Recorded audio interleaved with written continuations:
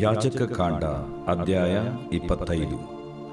ಯೆಹೋವನು ಸೀನಾಯಿ ಬೆಟ್ಟದಲ್ಲಿ ಮೋಶೆಗೆ ಹೇಳಿದ್ದೇನೆಂದರೆ, ನೀನು ಇಸ್ರಾಯೇಲರಿಗೆ ಹೀಗೆ ಆಜ್ಞಾಪಿಸು, ನಾನು ನಿಮಗೆ ಕೊಡುವ ದೇಶಕ್ಕೆ ನೀವು ಬಂದಾಗ ಆ ದೇಶವು ಯೆಹೋವನಿಗೆ ಸಬ್ಬತ್ ಕಾಲವನ್ನು ಆಚರಿಸಬೇಕು.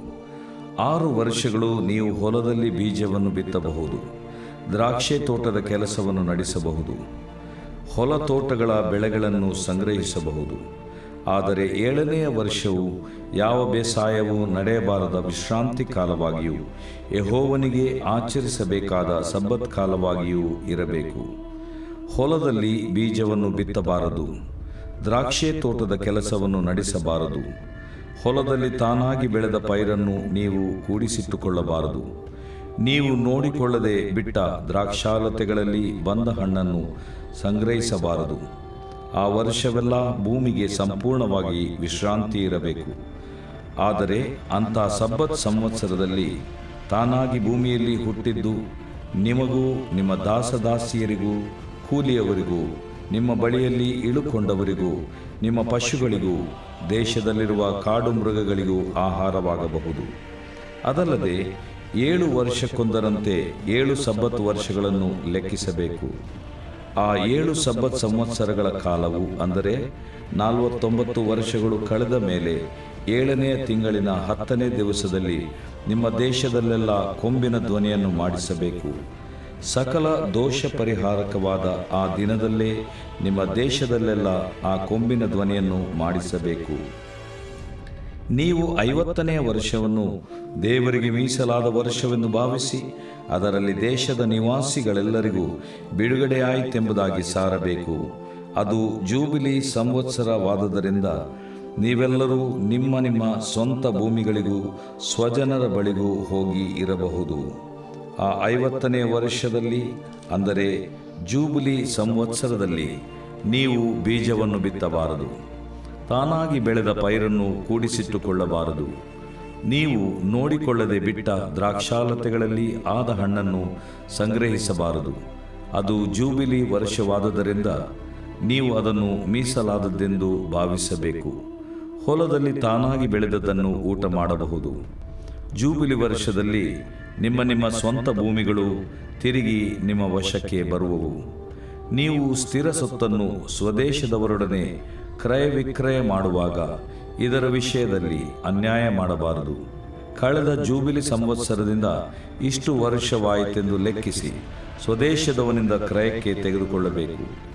ಅದರಂತೆ ಮಾರುವವನು ಇಷ್ಟು ವರ್ಷಗಳ ಬೆಳೆಯಾಯಿತೆಂದು ಲೆಕ್ಕಿಸಿ ಕ್ರಯಕ್ಕೆ ಕೊಡಬೇಕು. ಮುಂದಣ ಜೂಬಿಲಿ ಸಂವತ್ಸರದ ತನಕ ಹೆಚ್ಚು ವರ್ಷಗಳಾದರೆ ಭೂಮಿಯ ಕ್ರಯವನ್ನು ಹೆಚ್ಚಿಸಬೇಕು, ಕಡಿಮೆಯಾದರೆ ತಗ್ಗಿಸಬೇಕು. ಭೂಮಿಯನ್ನಲ್ಲ, ಲೆಕ್ಕದ ಪ್ರಕಾರ ಬೆಳೆಗಳನ್ನೇ ಮಾರುತ್ತಾನಲ್ಲ. ಆದುದರಿಂದ ನೀವು ಒಬ್ಬರಿಗೊಬ್ಬರು ಅನ್ಯಾಯ ಮಾಡಬಾರದು.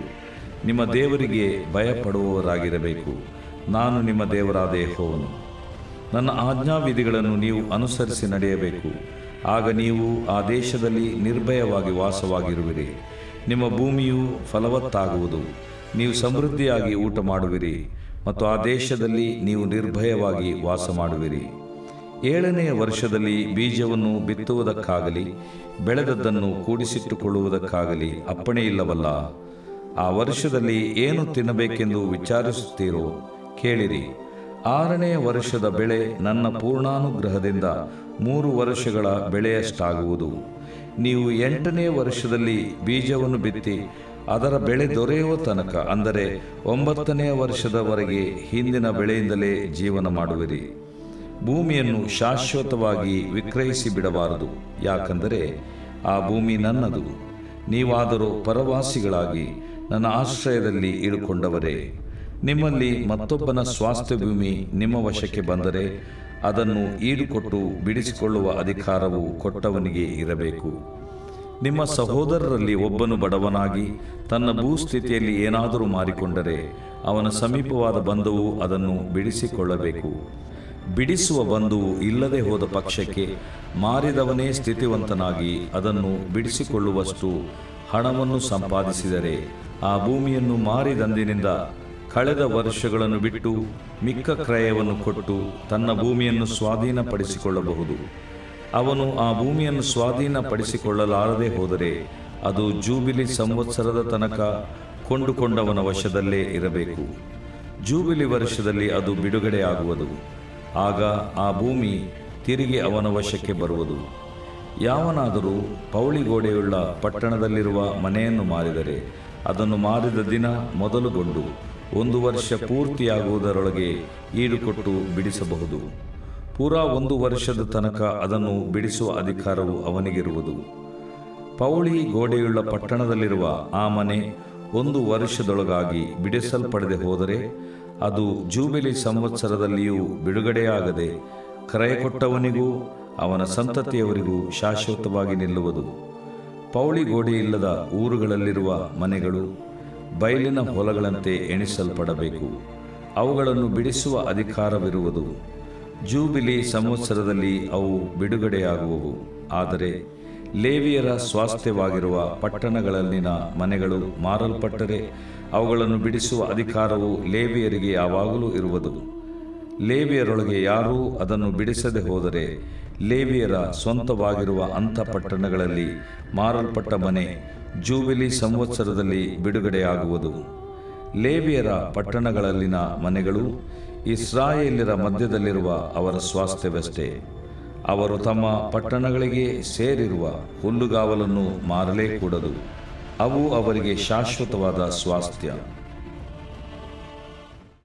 ದೇವರು ಪ್ರೀತಿಸುವ ಪ್ರೀತಿಯ ಬಿಗ್ ಜೆ ಟಿವಿ ವೀಕ್ಷಕರಿಗೆ ಸ್ವಾಗತ ಬಯಸುತ್ತೇವೆ.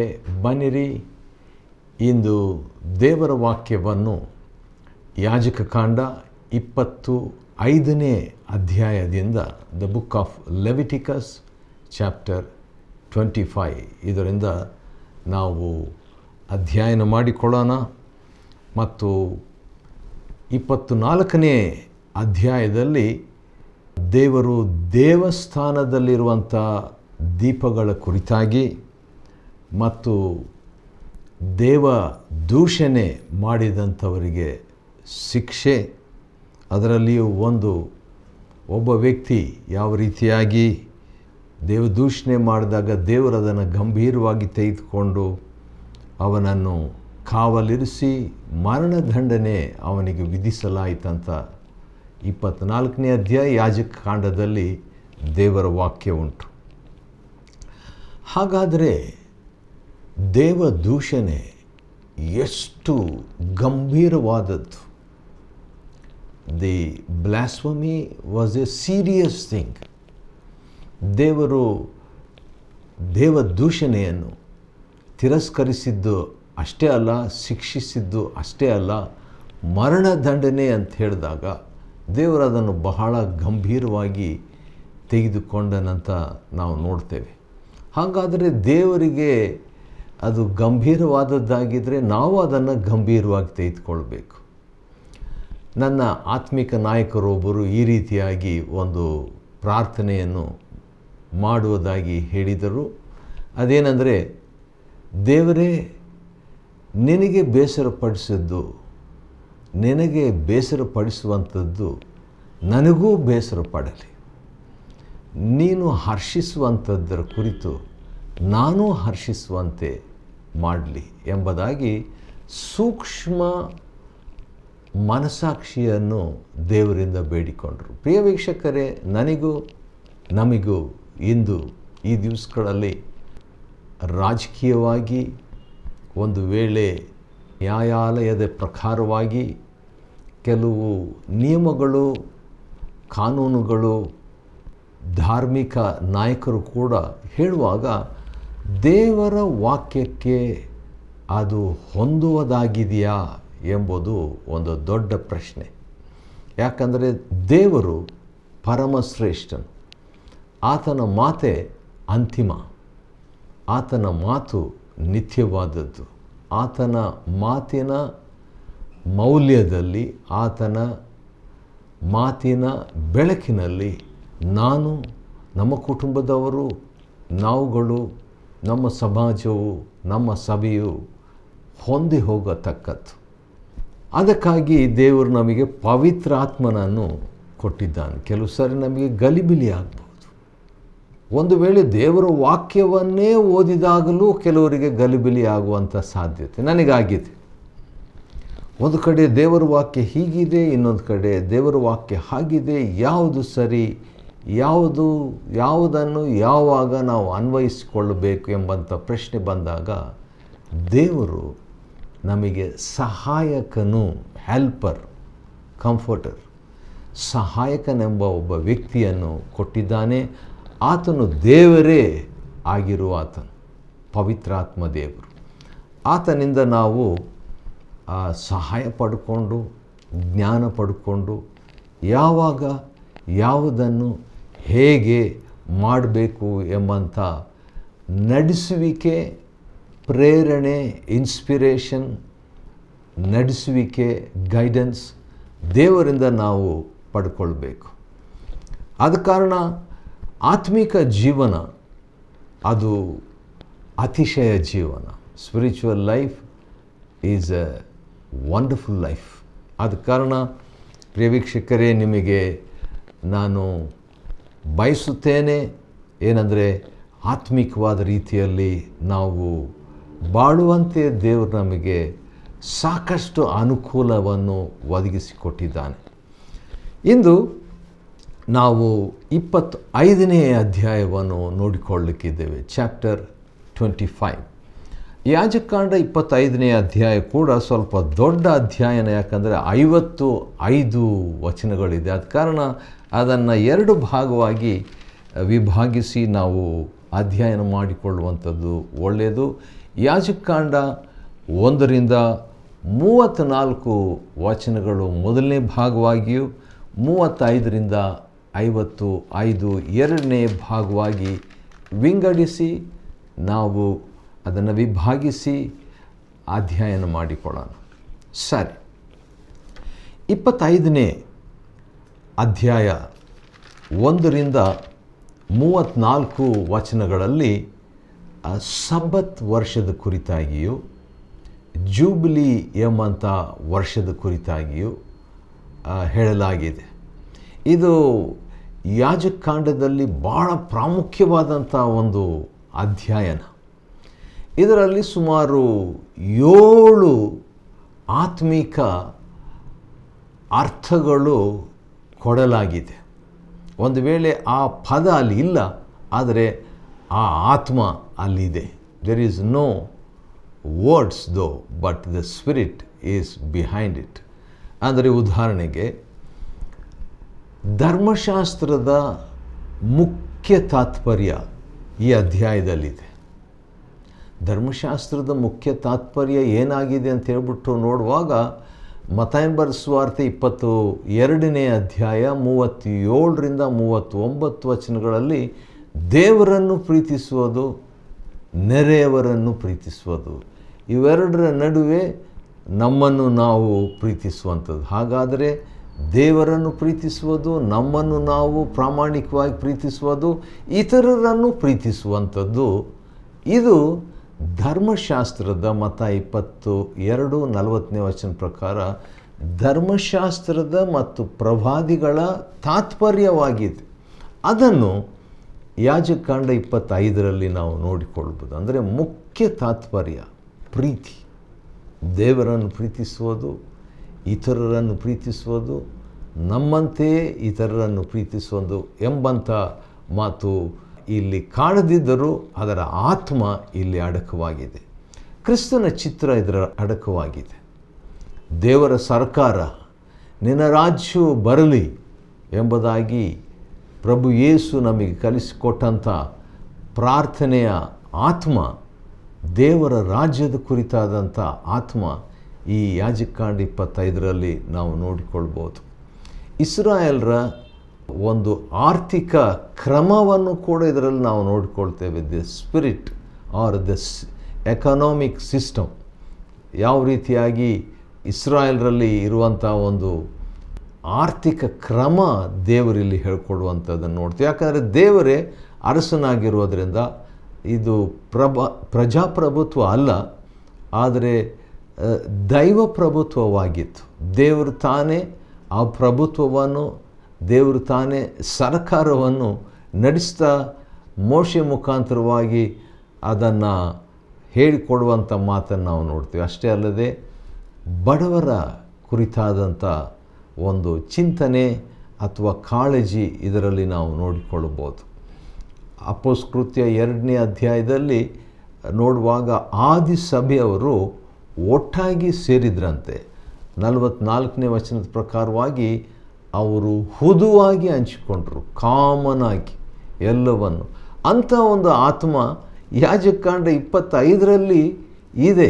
ಕೃತ್ಯದಲ್ಲಿ ಸಭೆಯ ಒಂದು ಸಿದ್ಧಾಂತ, ಸಭೆಯ ಒಂದು ಅಸ್ತಿವಾರ ಒಟ್ಟಾಗಿ ನಾವು ಒಂದಾಗಿ ಬಾಳುವ ಎಂಬುದಾಗಿ ಇದ್ದಂಥ, ಒಂದಾಗಿ ಹಂಚಿಕೊಂಡು ಹುದುವಾಗಿ ಇದ್ದಂಥ ಒಂದು ಅನುಭವ ಇಲ್ಲಿ ದೇವರು ಈಗಾಗಲೇ ಎಷ್ಟೋ ಸಾವಿರ ವರ್ಷಗಳ ಹಿಂದೆಯೇ ಆತನು ಸ್ಥಾಪಿಸಿದ್ದಾನೆ. ಸುಮಾರು 2-3 ಸಾವಿರ ವರ್ಷಗಳ ಮುಂಚೆಯೇ ಇಂಥ ಒಂದು ಕಾರ್ಯವನ್ನು ದೇವರು ಸಭೆಗೆ ಮುಂಚಿತವಾದಂಥ ಒಂದು ಫೌಂಡೇಶನನ್ನು, ಅಸ್ತಿವಾರವನ್ನು ಇಸ್ರಾಯೇಲರಲ್ಲಿ ಹಾಕಿದ್ದನ್ನು ನಾವು ನೋಡ್ಬೋದು.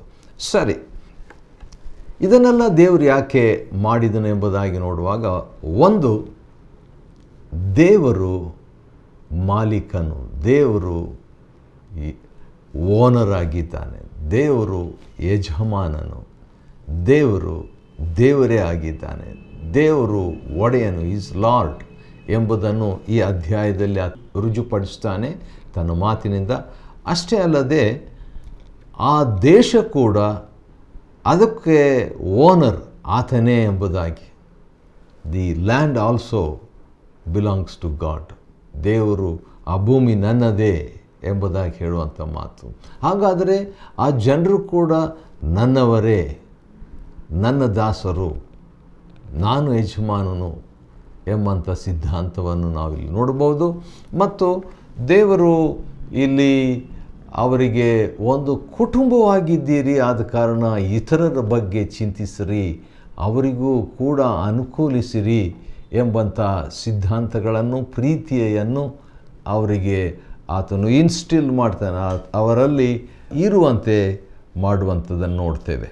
ಯೆಹೋವನು ಸೀನಾಯಿ ಬೆಟ್ಟದಲ್ಲಿ ಮೋಶೆಗೆ ಹೇಳಿದ್ದೇನೆಂದರೆ, ನೀನು ಇಸ್ರಾಯೇಲರಿಗೆ ಹೀಗಾಜ್ಞಾಪಿಸು, ಏನಂತ, ನಾನು ನಿಮಗೆ ಕೊಡುವ ದೇಶಕ್ಕೆ, ಕೊಡುವ ಅಂತ ಹೇಳುವಾಗ ಒಬ್ಬ ವ್ಯಕ್ತಿ ಕೊಡುವಾಗ ಆತನು ಓನರ್, ಅದನ್ನು ವಶಪಡಿಸಿಕೊಂಡಿದ್ದಾನೆ, ಆತನೇ ಅದನ್ನು ಕೊಡ್ತಾನೆ ಅಂತ ಹೇಳುವಾಗ ದೇವರು ನಾನೇ ಯಜಮಾನನು, ನಾನೇ ಓನರ್ ಆಗಿದ್ದೇನೆ, ನನ್ನದನ್ನು ನಿಮಗೆ ಕೊಡ್ತೀನಿ ಎಂಬಂಥ ಒಂದು ಅರ್ಥ, ಮಾತು, ಅನ್ವಯ, ಸಾರಾಂಶ ಇದರಲ್ಲಿ ಅಡಕವಾಗಿದೆ. ಸರಿ, ಆ ದೇಶವು ಯೆಹೋವನಿಗೆ ಸಬ್ಬತ್ ಕಾಲವನ್ನು ಆಚರಿಸಬೇಕು. ಹಾಗಾದರೆ ದೇಶ ಕೂಡ ಆಚರಿಸಬೇಕಂತೆ, ದೇಶ ಕೂಡ ಆ ಒಂದು ಸಬ್ಬತ್ತನ್ನು ಹೊಂದಬೇಕು. ಯಾಕೆ ಅದರಿಂದ ನಾವೇನು ತಿಳ್ಕೊಳ್ತೇವೆ, ಆ ದೇಶ ಕೂಡ ನನ್ನದೇ. ಆ ಒಂದು ಆದುದರಿಂದ ಆ ದೇಶಕ್ಕೆ ಏನು ಮಾಡಬೇಕು ಅದನ್ನು ನನ್ನ ಇಷ್ಟ ನಾನು ಮಾಡ್ತೇನೆ. ಪರಲೋಕದಲ್ಲಿರುವ ನಮ್ಮ ತಂದೆಯೇ ಅಂತ ಹೇಳುವಾಗ ಸೃಷ್ಟಿಕರ್ತನಾದ ತಂದೆ ಆತನು, ನಿನ್ನ ರಾಜ್ಯವು ಬರಲಿ ಅಂತ ಹೇಳಿದಾಗ ತನ್ನ ರಾಜ್ಯವನ್ನು ಇಲ್ಲಿ ಆತನು ವ್ಯಕ್ತಪಡಿಸ್ತಾನೆ, ಹೇಗಿರ್ತದೆ ಅಂಥೇಳಿ ಆತನ ಚಿತ್ತ ಏನಿದೆ ಎಂಬುದಾಗಿ ಬಿಡಿಸಿ ಬಿಡಿಸಿ ಹೇಳುವ ಆತನಾಗಿದ್ದಾನೆ. ಸರಿ, 3ನೇ ವಚನ ಯಾಜಕಾಂಡ ನೆನಪಿರಲಿ. ಇಂದಿನ ನಮ್ಮ ಧ್ಯಾನ ಯಾಜಕಾಂಡ 25ನೇ ಅಧ್ಯಾಯ, the book of Leviticus chapter 25, 3ನೇ ವಚನದಲ್ಲಿ 6 ವರ್ಷಗಳು ನೀವು ಹೊಲದಲ್ಲಿ ಬೀಜವನ್ನು ಬಿತ್ತಬಹುದು. 6 ವರ್ಷ, 1, 2, 3, 4, 5, 6 ವರ್ಷಗಳು ನೀವು ಯಥಾಪ್ರಕಾರವಾಗಿ ಮಾಡ್ತಾ ಇರುವಂಥ ಕೆಲಸವನ್ನು, ಅಗ್ರಿಕಲ್ಚರ್, ಆ ಕೃಷಿ, ಆ ಒಂದು ತೋಟಗಾರಿಕೆ, ಬೇಸಾಯ, ಏನೇನು ಮಾಡ್ತಾಯಿದ್ದೀರೋ ಆ ತೋಟಗಳ ಬೆಳೆ ಎಲ್ಲ, ನೀವು ಹೊಲ ಕೆಲಸ ಎಲ್ಲ ಮಾಡ್ಬೋದು. ಆದರೆ 4ನೇ ವಚನ, 7ನೆಯ ವರ್ಷವು ಯಾವ ಬೇಸಾಯವೂ ನಡೆಯಬಾರದು. ಒಂದಿನ ಯಾರಾದರೂ ರೆಸ್ಟ್ ತಗೊಂಡ್ರೆ, ಕೆಲಸಕ್ಕೆ ಹೋಗಲಿಲ್ಲ ಅಂದರೆ, ಕೆಲವರು ನಮ್ಮ ಸ್ನೇಹಿತರು ಅಥವಾ ನೆರೆಯವರು ಅಥವಾ ಮನೆಗೆ ಬಂದಂಥವ್ರು, ಯಾಕೆ ಇವತ್ತು ಕೆಲಸಕ್ಕೆ ಹೋಗಲಿಲ್ವಾ, ನಿಮಗೆ ಆರೋಗ್ಯ ಸರಿ ಇಲ್ವಾ ಎಂಬುದಾಗೆಲ್ಲ ಮಾತಾಡ್ತಾರಲ್ವ. ಆದರೆ ಇಲ್ಲಿ ದೇವರು 1 ವರ್ಷ, 7ನೇ ವರ್ಷ 365 ದಿನಗಳು ಕೆಲಸ ಮಾಡಬಾರ್ದಂತೆ. ಬೇಸಾಯವು ನಡೆಯಬಾರದು, ಅದು ವಿಶ್ರಾಂತಿ ಕಾಲ, ಯೆಹೋವನಿಗೆ ಆಚರಿಸಬೇಕಾದ ಸಬ್ಬತ್ ಕಾಲವಾಗಿಯೂ ಇರಬೇಕು. ಹೇಗಿರಬೇಕು? 4ನೇ ವಚನದಿಂದ ಆತನು ವಿವರಿಸ್ತಾನೆ.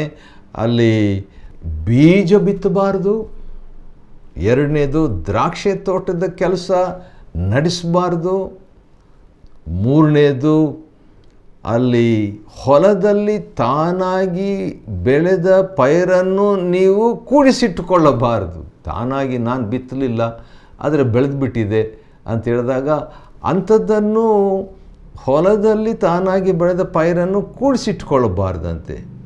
ಅನಂತರ ನೀವು ನೋಡಿಕೊಳ್ಳದೆ ಬಿಟ್ಟ ದ್ರಾಕ್ಷಾಲತೆಗಳಲ್ಲಿ ಬಂದ ಹಣ್ಣನ್ನು ಸಂಗ್ರಹಿಸಬಾರ್ದು. ನಾನು ನೋಡಿಕೊಳ್ಳಿಲ್ಲ, ಅಕಸ್ಮಾತಾಗಿ ಅದು ತಾನಾಗಿ ಬೆಳೆದುಬಿಟ್ಟಿದೆ, ಅದನ್ನು ಸಂಗ್ರಹಿಸಬಾರ್ದು, ಕೂಡಿಟ್ಟುಕೊಳ್ಳಬಾರ್ದು ಎಂಬುದಾಗಿ ದೇವರು ಹೇಳ್ತಾನೆ. ಆ ವರ್ಷವೆಲ್ಲ ಭೂಮಿಗೆ ಸಂಪೂರ್ಣ ವಿಶ್ರಾಂತಿ ಇರಬೇಕು ಎಂಬುದಾಗಿ. ಹಾಗಾದರೆ ದೊಡ್ಡ ಪ್ರಶ್ನೆ ಅಲ್ವಾ? ಆದರೆ ದೇವರು ಆ ಒಂದು ಪ್ರಶ್ನೆಗೆ ಉತ್ತರ 6-7 ವಚನದಲ್ಲಿ ಆತನು ಕೊಟ್ಟಿದ್ದಾನೆ.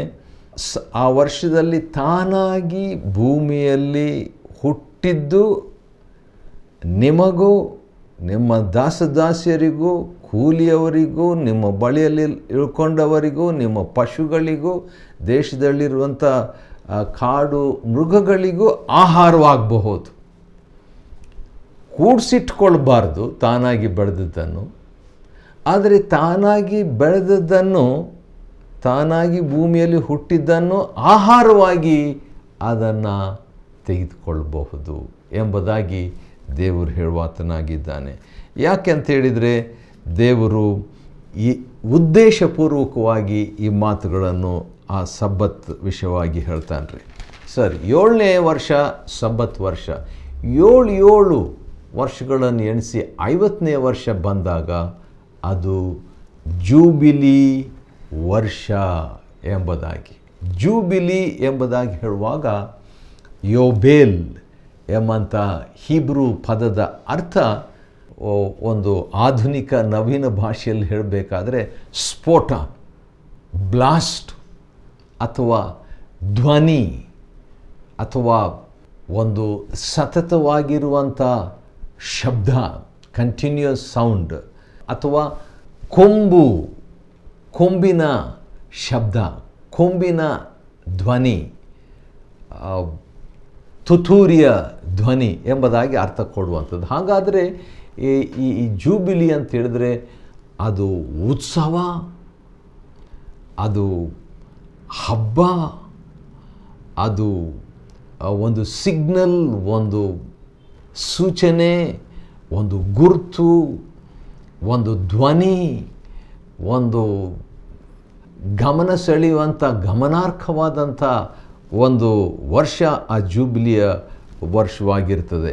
ಇದನ್ನೆಲ್ಲ ದೇವರು ಯಾಕೆ ಹೇಳಿದನಂತ ಹೇಳಿದರೆ, ನಿಮ್ಮ ದೇವರಿಗೆ ನೀವು ಭಯಪಡುವವರಾಗಿರಬೇಕು. 17ನೇ ವಚನ, ನೀವು ಭಯಪಡುವಂಥವರಾಗಿರಬೇಕು ಎಂಬುದಾಗಿ ಆತನು ಹೇಳ್ತಾನೆ. ದೇವರಿಗೆ ಭಯಪಟ್ಟು ದೇವರಿಗೆ ಗಮನ ಕೊಡಬೇಕು, ದೇವರಿಗೆ ಆರಾಧನೆ ಕೊಡಬೇಕು, ದೇವರನ್ನು ಸ್ಮರಿಸಬೇಕು ಎಂಬುದಾಗಿ ಆತನು ಹೇಳುವಾತನಾಗಿದ್ದಾನೆ. ಒಂದು ದೊಡ್ಡ ಪ್ರಶ್ನೆ ಬರ್ಬೋದು, ಹಾಗಾದರೆ ಹೇಗೆ ನಮಗೆ ಊಟ? ದೇವರು ಅದಕ್ಕೆ ಹೇಳಿದ್ದಾನೆ, 6ನೇ ವರ್ಷ ಬೆಳೆ ದೇವರ ಆಶೀರ್ವಾದದಿಂದ 3 ವರ್ಷಕ್ಕೆ ಬೇಕಾದಂಥದ್ದು ಬರ್ತದೆ ಎಂಬುದಾಗಿ. ಎಂಥ ದೊಡ್ಡ ದೇವರು, ಎಂಥ ಒದಗುವಿಕೆ! ದೇವ್ರ ನಾಮಕ್ಕೆ ಸ್ತೋತ್ರವಾಗಲಿ. ಯಾಜಕಾಂಡ 25ನೇ ಅಧ್ಯಾಯದ ಮೊದಲನೇ ಭಾಗವನ್ನು, ಅಂದರೆ 1ರಿಂದ 34 ವಚನ ಭಾಗವನ್ನು ಅಧ್ಯಯನ ಮಾಡಿಕೊಳ್ಳುವಂತೆ ದೇವರ ಕೃಪೆ ಕೊಟ್ಟಿದ್ದಕ್ಕಾಗಿ ಆತನಿಗೆ ಸ್ತೋತ್ರವಾಗಲಿ. ದೇವರು ನಿಮ್ಮನ್ನು ಆಶೀರ್ವದಿಸಲಿ.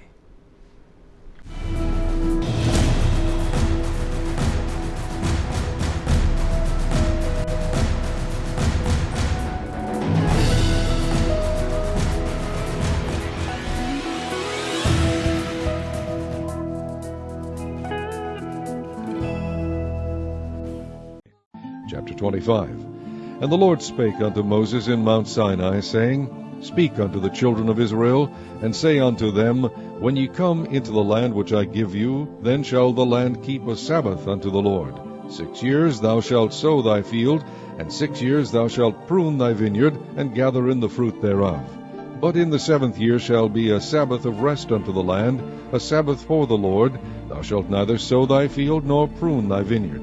That which groweth of its own accord of thy harvest thou shalt not reap, neither gather the grapes of thy vine undressed, for it is a year of rest unto the land. And the Sabbath of the land shall be meat for you, for thee, and for thy servant, and for thy maid, and for thy hired servant, and for thy stranger that sojourneth with thee, and for thy cattle, and for the beasts that are in thy land, shall all the increase thereof be meat. And thou shalt number 7 Sabbaths of years unto thee, 7 times 7 years, and the space of the 7 Sabbaths of years shall be unto thee 49 years. Then shalt thou cause the trumpet of the Jubilee to sound on the 10th day of the 7th month. In the day of atonement shall ye make the trumpet sound throughout all your land. And ye shall hallow the 50th year, and proclaim liberty throughout all the land unto all the inhabitants thereof. It shall be a jubilee unto you, and ye shall return every man unto his possession, and ye shall return every man unto his family. A jubilee shall that 50th year be unto you. Ye shall not sow, neither reap that which groweth of itself in it, nor gather the grapes in it of thy vine undressed. For it is the jubilee, it shall be holy unto you. Ye shall eat the increase thereof out of the field. In the year of this jubilee ye shall return every man unto his possession. And if thou sell aught unto thy neighbor, or buyest aught of thy neighbor's land, ye shall not oppress one another.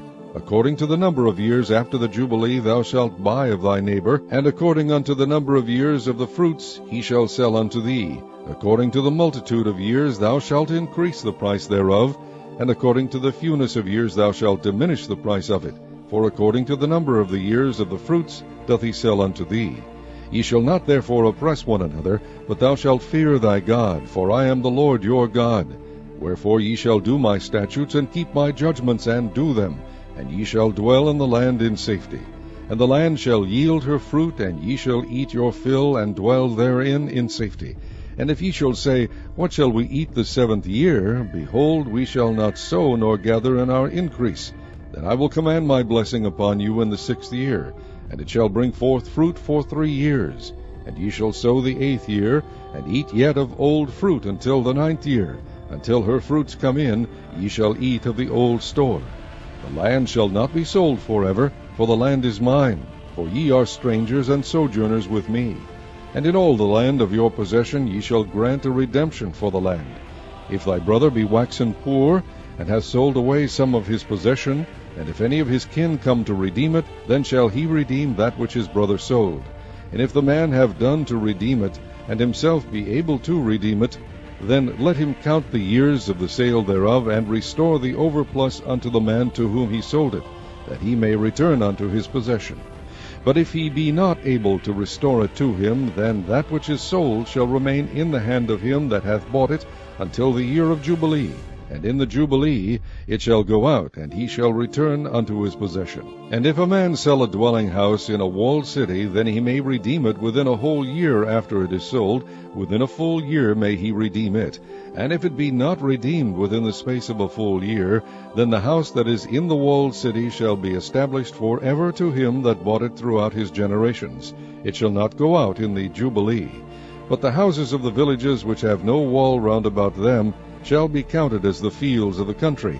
They may be redeemed, and they shall go out in the Jubilee.